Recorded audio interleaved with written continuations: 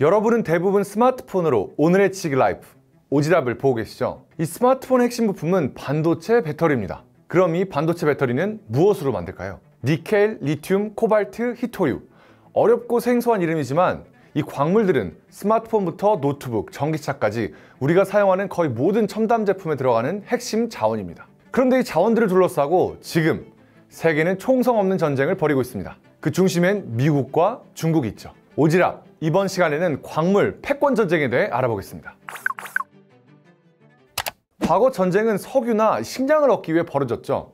지금은 전략 광물을 둘러싼 세계 각국의 경쟁이 치열합니다. 이유는 간단합니다. 전기차, AI, 반도체, 배터리 등 미래 산업의 핵심 기술이 모두 이 전략 광물에 달려있기 때문이죠. 예를 들어보겠습니다. 테슬라 모델 3 전기차에 들어가는 배터리 55.4kWh 기준은 하나만 해도 리튬 약 6kg, 코발트 8kg, 알루미늄 8kg, 구리 17kg, 니켈 42kg, 흑연 55kg이 들어갑니다. 엄청 많죠? 근데 이 중 어느 하나라도 공급이 끊기면 테슬라의 전기차 생산은 통째로 중단됩니다. 자원이 없으면 기술도 산업도 없는 거죠. 최근 기후위기가 고조되면서 전 세계가 친환경을 강조하고 있잖아요. 이럴수록 핵심 광물의 수요는 더 커집니다. 산업부 분석에 따르면 전기차는 내연 기관차 대비 6배, 풍력 발전은 가스 화력 대비 9배의 광물이 소요되거든요.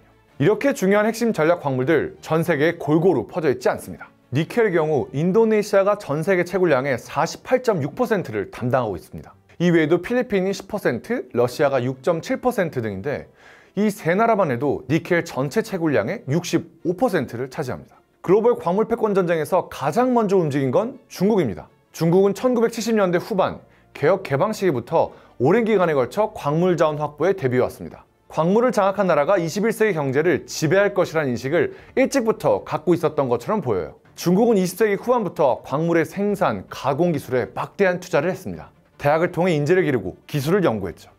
결과적으로 오늘날 중국은 광산을 짓고 운영할 수 있는 전문가만 수천 명이 있는 광물 대국이 됐습니다. 반면 미국은 2차 세계대전 전후까지만 해도 세계 최대 히토류 광산과 가공시설을 갖고 있었지만 이후 스스로 주도권을 내려놓았습니다. 시간이 지나면서 채굴 시 환경오염이 발생하는 광물 채굴보다도 반도체, 전기차 등 첨단 산업에 집중했고 자연스레 광물 공급망은 중국으로 넘어간 것이죠.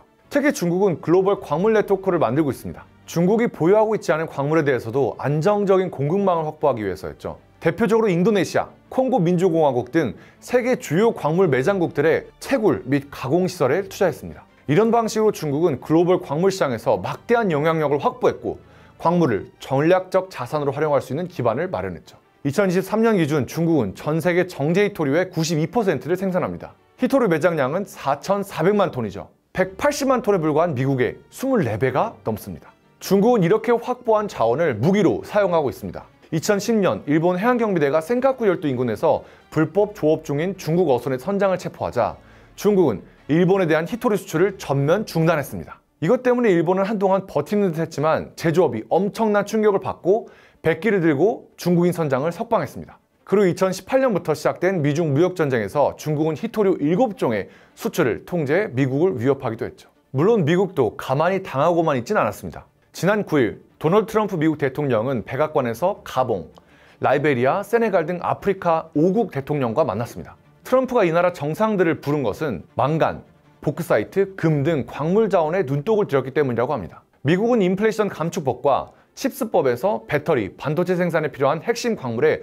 중국산 사용 제한을 명문화했습니다. 이유는 또 핵심 원자재법을 제정하고 전략 광물의 공급망을 다변화하고 있습니다. 미국, 호주, 캐나다, 한국, 유럽연합 간 핵심 광물 파트너십도 맺었죠. 미국을 주도로 남미, 아프리카뿐만 아니라 해저광물, 심지어 우주자원 채굴까지 협력을 강화하고 있습니다. 그러자 중국은 한술 더 뜹니다. 미중 관세 전쟁이 장기화되는 가운데 중국이 히토류를 비롯한 전략 광물 통제를 위해 최소 2,000 품목의 수출 허가를 전면 재검토하고 있는 것으로 알려졌는데요. 조선일보 보도에 따르면 중국 산무부는 지난 4월부터 수출 통제 품목에 해당하는 광물뿐만 아니라 이와 관련된 부품과 화합물, 기술 제품의 전략 가치를 재평가하며 수출에 제동을 걸고 있습니다. 현재 명시된 수출 규제 대상은 지난 4월 미국 겨냥의 수출을 막은 히토류, 전략 광물 12종, 지난해 말 재정비된 민군용 물품 리스트에 명시된 700품목인데 이들의 파생 상품까지 검토에 나서면서 통제 대상이 2,000품목 이상으로 늘어난 겁니다.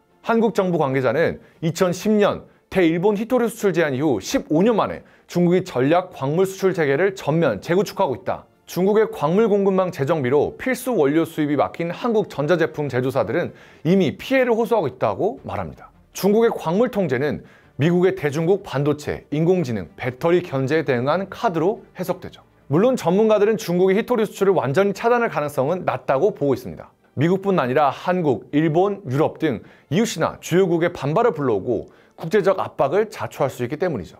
중국의 광물 통제 강화가 자충수가 될 수 있다는 경고도 나옵니다. 밥 데이비스 전 월스트리트 저널 베이징 지국장은 중국이 압박할수록 다른 나라들의 히토류 채굴 생산을 더 자극할 것이기 때문에 장기적으로는 중국의 손해가 될 것이라고 말합니다. 한국은 광물 수요의 약 95%를 해외 수입에 의존하고 있습니다. 주력 산업인 반도체, 전기차에 쓰이는 흑연, 리튬, 저마늄 등 주요 광물을 중국에 의존하고 있죠. 자동차 업계에 따르면 히토류인 디스프로슘의 경우 재고가 한 달 수준으로 떨어졌다고 합니다. 수요는 더 커지는데 공급은 줄어드는 상황.